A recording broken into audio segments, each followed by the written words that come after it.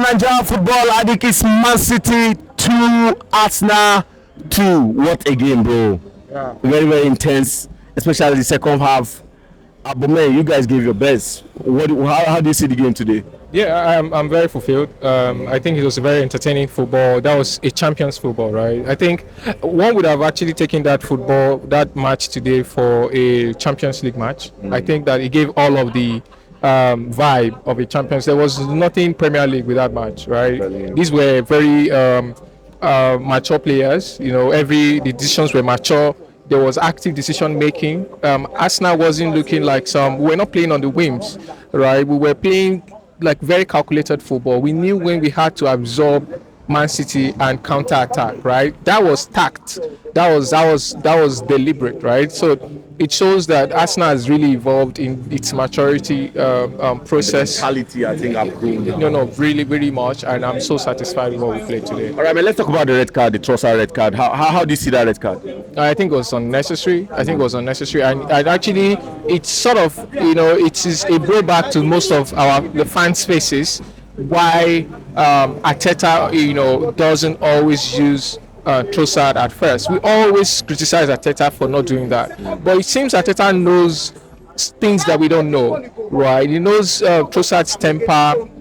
Maybe he has temper issues and all of that. So, and we can see that from the way Trossard behaved there, that's a reason for any manager to be very careful how they use such players. Those kinds of players, you don't want to rely on them for too long because they might just disappoint you with their temper issues within the game. Yes, I think it was unnecessary for him but the rules, they already knew about this, right? Yeah. And but it was painful anyway. And I think Arsenal were on top of that game until that red card. Yeah. All right, man. What do you think about the tactical change today? About him not starting Ben White and bringing Califuori, Timber, Saliba, and Gabriel? How do you see that defense line?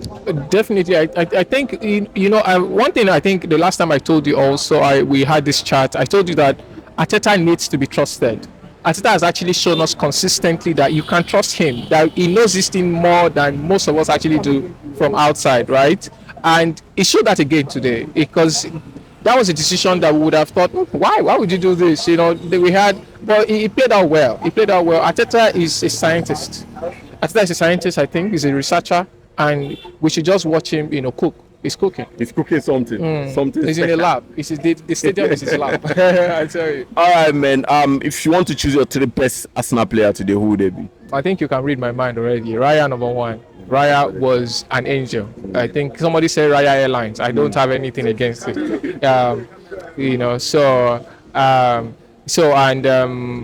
Gabriel definitely. Gabriel, absolutely well. And I think third person in that would be still someone in the back, most likely Saliba.